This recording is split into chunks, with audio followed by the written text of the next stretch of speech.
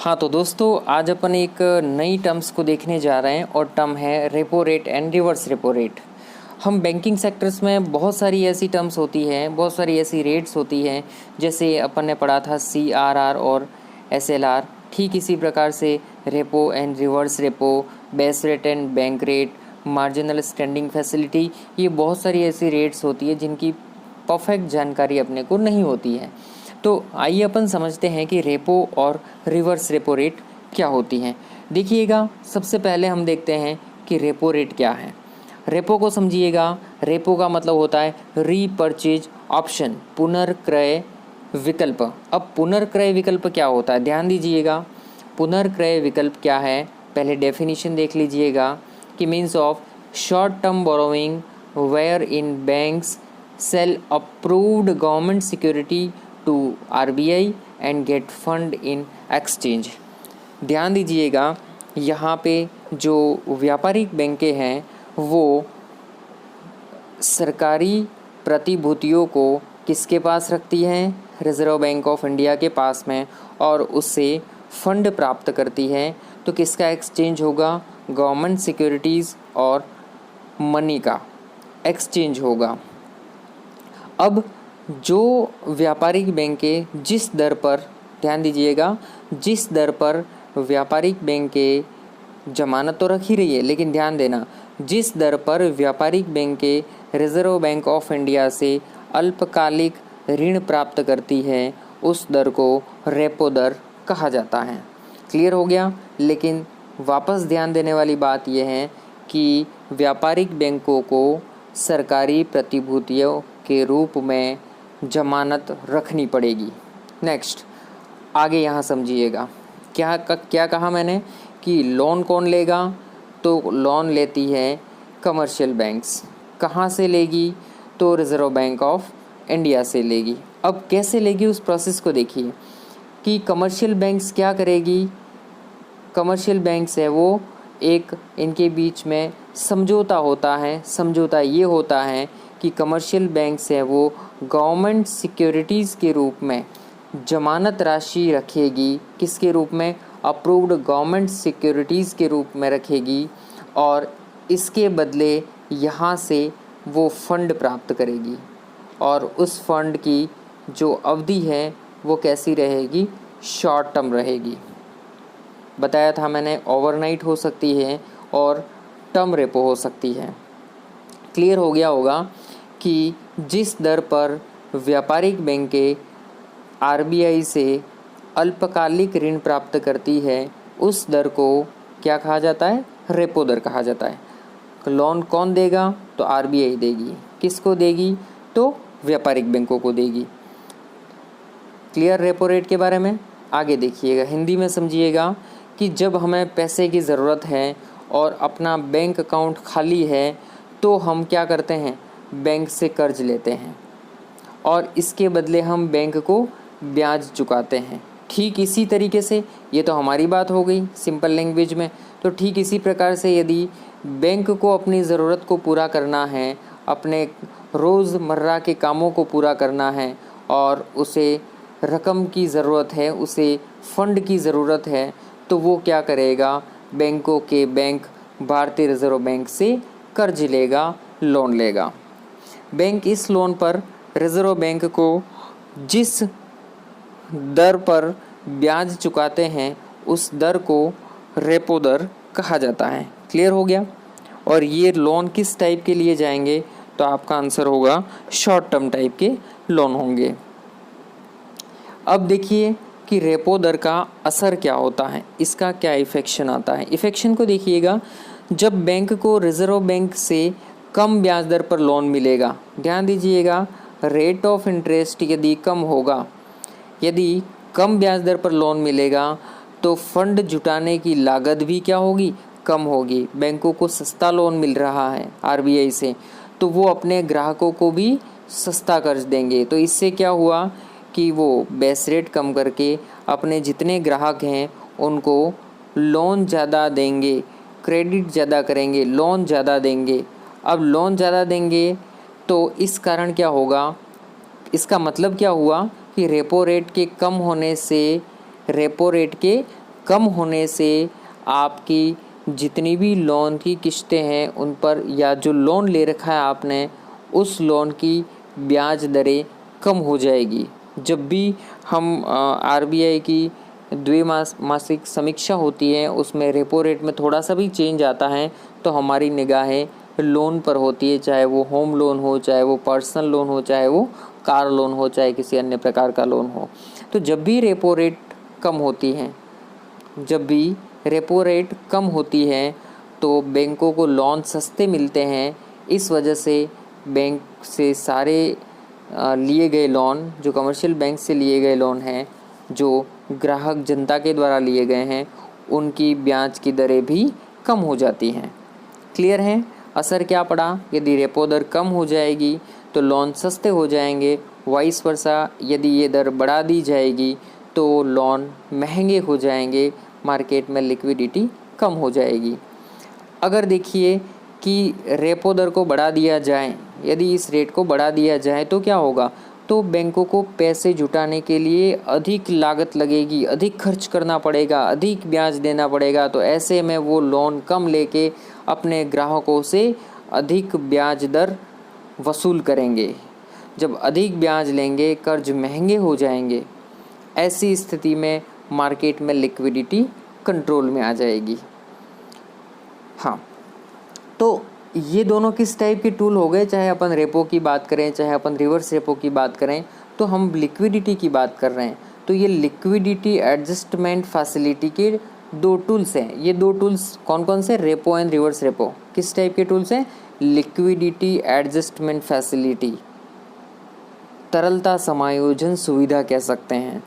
अब ये क्या काम करती हैं? तो ये रिजर्व बैंक इसके ज़रिए, मतलब ये एक मॉनेटरी पॉलिसी के एलिमेंट है। मॉनेटरी पॉलिसी में अपन ने जो क्वांटिटेटिव टूल्स पढ़े थे, इसका ही ये एक भाग है। तो ये काम क्या करते हैं? ये ग्रोथ और इन्फ्लेशन के बीच में बैलेंस बनाने का काम करते हैं। क्लियर है? आगे देखिएगा कि ये CRR और SLR कैसे डिसाइड होती है।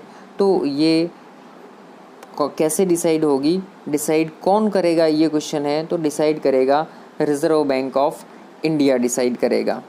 अब देखिएगा रिवर्स रेपो रेट क्या होती है, जस्ट अपोजिट हो जाएगा। रिवर्स, अब रेपो और रिवर्स उल्टी रेपो दर का मतलब ये हुआ कि जो रीपर्चेज हो रहा है वो साइकिल उल्टा हो जाएगा। पहले हमने ये कहा था कि कमर्शियल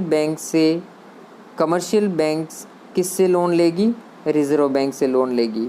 तो रीपर्चेज की गारंटी, जो सिक्योरिटी कौन रखेगा? कमर्शियल बैंक रखेगी। किसके पास रखेगी? रिजर्व बैंक के पास रखेगी। लेकिन जब उल्टा हो जाए कि ये रिजर्व बैंक अपनी कुछ आवश्यकताओं को पूरा करने के लिए कमर्शियल बैंक से लोन ले, या फिर कमर्शियल बैंक्स अपनी एक्सेस डिपॉजिट्स को, अपनी जो एक्सेस अमाउंट है उसको यदि वो रिजर्व बैंक के पास जमा करे, तो ऐसी स्थिति में जो ब्याज दर कमर्शियल बैंकों को मिलती है या जो ब्याज दर आरबीआई को चुकानी पड़ती है, उस ब्याज दर को रिवर्स रेपो दर या रेट के नाम से जानते हैं। क्लियर हो गया होगा? अब देखिएगा क्या सिस्टम होगा यहाँ पे। लोन किसको चाहिए? तो हम या तो ये कहें कि कमर्शियल बैंक अपनी अतिरिक्त जमाओं को या एक्सेस मनी को किसके पास रखें, जो सरप्लस है उसको कहाँ रखें? रिजर्व बैंक ऑफ इंडिया के पास रखें। या फिर हम ये कह सकते हैं कि आरबीआई अपनी अल्पकालिक आवश्यकताओं को पूरा करने के लिए किससे लोन ले? कमर्शियल बैंकों से लोन ले। तो ऐसी स्थिति में जो reserve bank of India interest पे करेगा, किसको पे करेगा? कमर्शियल बैंक्स को पे करेगा। तो उस रेट को हम कहेंगे रिवर्स रेपो रेट। इसको भी सिक्योरिटी फंड्स के रूप में कोई न कोई क्वेश्चन रखना पड़ेगा, जमानत के रूप में रखना पड़ेगा। क्लियर हो गया कि व्यापारिक बैंकें अपनी अल्पकालिक आवश्यकताओं को पूरा करने के लिए जिस दर पर रिजर्व बैंक से ऋण लेती है उसे रेपो दर कहते हैं, जबकि आरबीआई अपनी अल्पकालिक आवश्यकताओं को पूरा करने के लिए कमर्शियल बैंकों से जिस दर पर ऋण लेती है या कमर्शियल बैंकों की जमाओं पर जो ब्याज दर देती हैं उसे हम रिवर्स रेपो रेट कहते हैं, RRR कहते हैं। हाँ, अब देखिए डेफिनेशन। देश में कामकाज कर रहे बैंकों के पास जब दिन भर के कामकाज के बाद में जो एक्सेस रकम राशि अमाउंट होता है उसे वो रिजर्व बैंक के पास जमा कर दे, या फिर RBI अपनी आवश्यकताओं को पूरा करने के लिए कमर्शियल बैंकों से ऋण ले ले और उस ऋण पर जो ब्याज दर चुकाए उस ब्याज दर को हम कहते हैं रिवर्स रेपो रेट। अब इसका क्या असर पड़ेगा, उस असर को देखते हैं। जैसे रेपो दर का असर हमने देखा था कि जब भी ये बढ़ेगा तो मार्केट में लोन महंगे हो जाएंगे, जब भी ये रेपो दर घटेगी तो मार्केट में लोन सारे सस्ते हो जाएंगे। तो ठीक इसी प्रकार से रिवर्स रेपो रेट में यदि बदलाव होता है तो इस बदलाव का क्या असर होगा। जब भी बाज़ार में नकदी की उपलब्धता बढ़ जाती है, नकदी की उपलब्धता बढ़ती है, इसका मतलब महंगाई बढ़ने का खतरा है। जब हमारे पास में मनी की क्वांटिटी ज़्यादा है तो इन्फ्लेशन है, इन्फ्लेशन के ज़्यादा चांसेस रहेंगे, क्योंकि मात्रा ज़्यादा है तो मनी की वैल्यू कम हो जाएगी और मुद्रा की मात्रा का अधिक होना और मुद्रा के मूल्य का कम होना और वस्तुओं के मूल्य का बढ़ना ही इन्फ्लेशन कहलाता है। तो RBI इस स्थिति में क्या करेगा, रिवर्स रेपो रेट को बढ़ा देगा ताकि बैंक क्या करेंगे, बैंक ज़्यादा ब्याज कमाने के लिए अपनी रकम रिजर्व बैंक के पास में जमा कर देंगे और वो लोन नहीं करेंगे, कम करेंगे। तो ऐसी स्थिति में उसे ज़्यादा ब्याज मिलेगा तो वो रिजर्व बैंक के पास में अपना फ़ंड रख देगा। इस तरह बैंकों के कब्जे में, बैंकों के पास बाज़ार में बांटने के लिए राशि कम हो जाएगी। क्लियर सा कॉन्सेप्ट है कि यदि ज़्यादा फ़ायदा दिखेगा उसे, रिवर्स रेपो रेट को यदि बढ़ा दे रिजर्व बैंक ऑफ इंडिया, तो सारे कमर्शियल बैंक्स उसके पास ज़्यादा रकम रखेंगे, ज़्यादा जमा कराएंगे, इससे उसे अधिक ब्याज की प्राप्ति होगी।